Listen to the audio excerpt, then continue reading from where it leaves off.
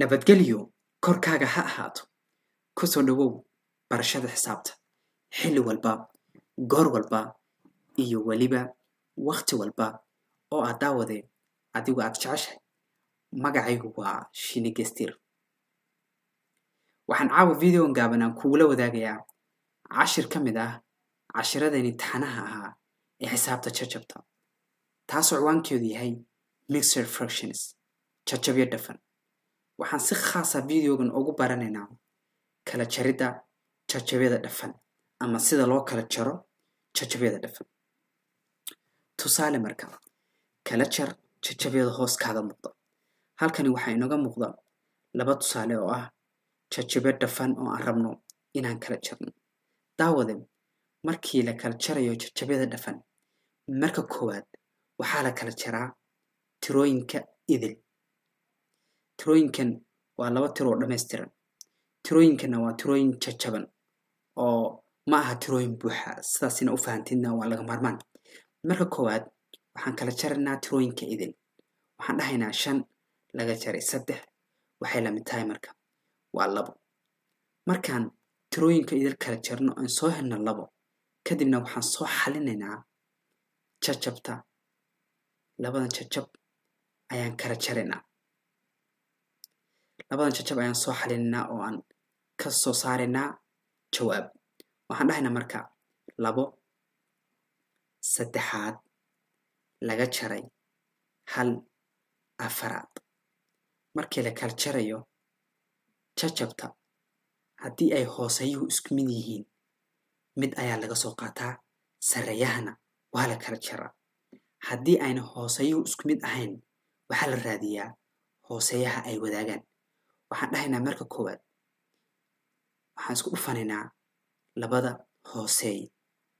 waxaan dhahaynaa 3 lagu dhuftay 4 waxaan ognahay inay la mid tahay 12 kadib ayaan waxaan isku dhufanaa si isweydaaraysaa 2 iyo 4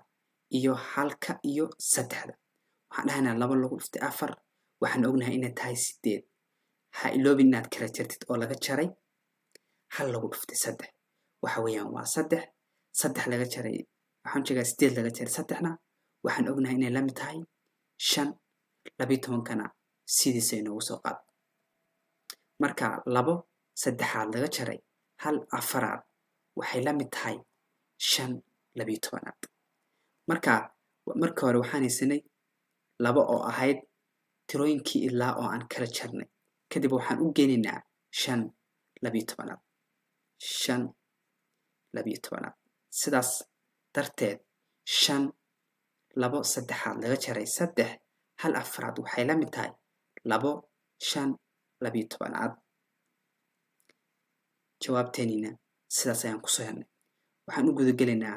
tusaalaheena labaad waxaana la yidhaahday 6 3 labaad laga jaray 4 2 labaad waa imisa waxaan dhahnay marka koowaad waxaan kala jaraynaa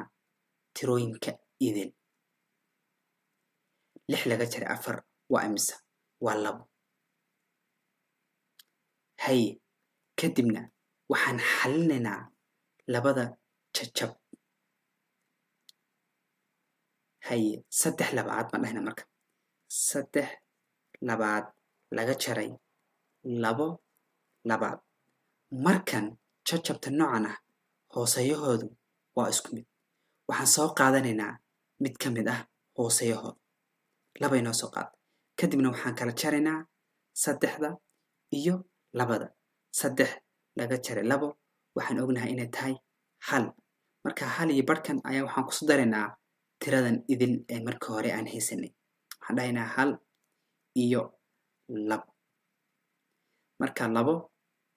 1 labaad ayay noqonaysaa jawaabteenu sidaas sahlan ayaa loo kala jaraa tirooyinka dhafan daawade intii aan video lamida ku kulmaynana waxaan idinsi dhaafayaa nabadgelyo korkiina ha ahaato